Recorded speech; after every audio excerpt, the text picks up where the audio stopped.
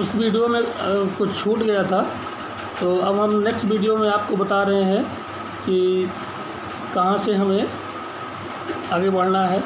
तो उसमें number 6 heading है, when talking with a person who is on a wheelchair और a person who used crutches, keep yourself at eye level in front of the person to facilitate the talk.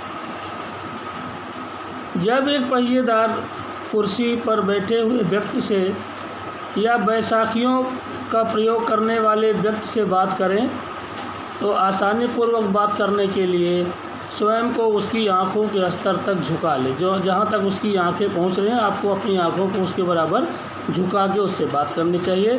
तो वो अपने लिए वो सम्मान समझ करके वो आपसे और अच्छे से बात करेगा। 7.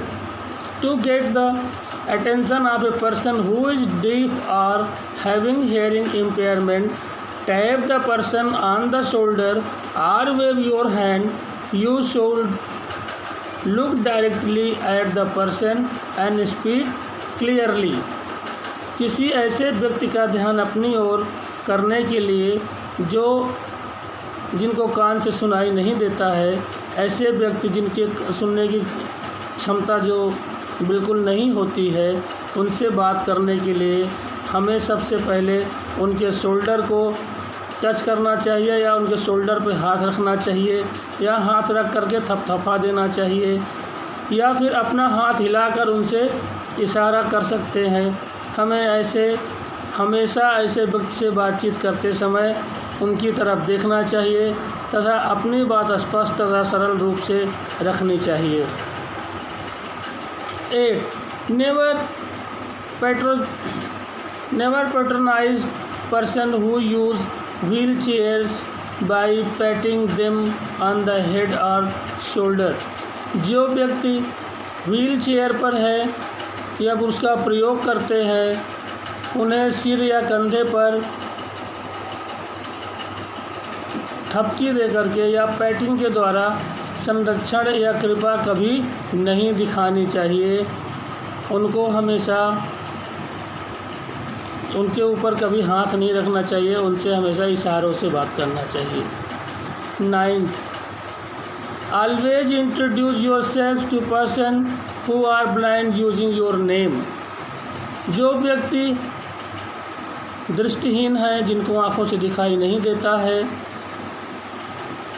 उन्हें अपना परिचय देते समय हमेशा अपना नाम ज़रूर बताएं, क्योंकि वो व्यक्ति आपके नाम को हो सकता है सुना हो, आपके नाम को जानता हो।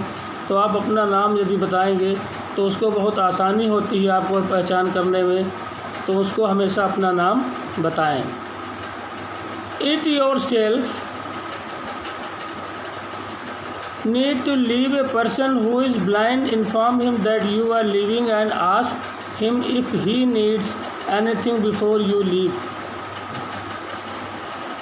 किसी दृष्टिहीन व्यक्ति से बातचीत करने के बाद यदि आप वहां से जाना चाहते हो तो वहां से जाने से पहले आप उस व्यक्ति को अवश्य बताएं कि आप जा रहे हैं, तथा यह भी पूछ लेना चाहिए कि उसे किसी और चीज़ की आवश्यकता तो नहीं है।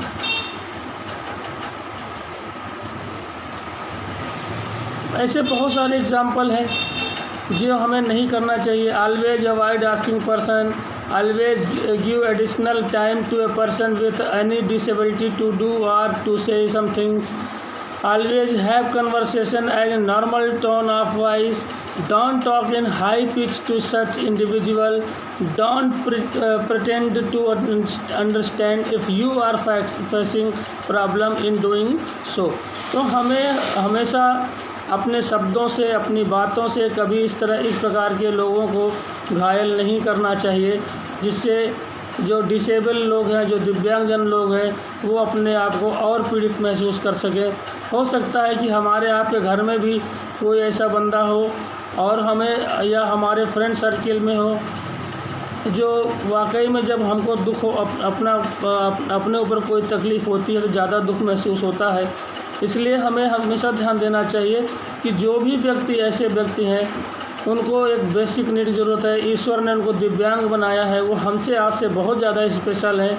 हमको तो भगवान ने 2 आँख, 2 हाथ, 2 पैर, सारा सब कुछ दिया है, लेकिन वो विशेष पहचान वाले हैं, आइडेंटिफिकेशन उनकी बहुत विशेष होती है, दिव्यांग होते हैं। तो ऐसे लोगों को ईश्वर ने हमसे अलग बनाया है, विशेष बनाया है, तो वो विशेष होने भी चाहिए। और हमारी तरफ से ऐसा कभी कोई प्रयास ना हो कि उनकी विशेषता पर ठोस पहुँचे। तो ऐसे लोगों को हमें समाज में सम्मान देना चाहिए, और कोई भी किसी भी प्रकार की सहायता की आवश्यकता हो तो हमें ऐसे बच्चों को सहायता ज़रूर मुहैया करानी चाहिए। और अगर आवश्यकता पड़े तो उसको उसके जैसे घर जाना चाहता हो तो उसके घर पहुंचा देना चाहिए। जिस प्रकार से आप सक्षम हो उनकी सहायता करनी चाहिए। Advantage of physical activities for children with special need. Physical activities can play a significant as well as positive role in the life of children with special need. There is a wealth of evidence to support physical activities for children with disabilities. During the past 3 decades, a number of studies have revealed that physical activities result in improved functional status and quality of life among children with special need. In fact, physical activities can provide significant benefits for the children with special needs. Following are the advantages and benefits of physical activities for children with special needs.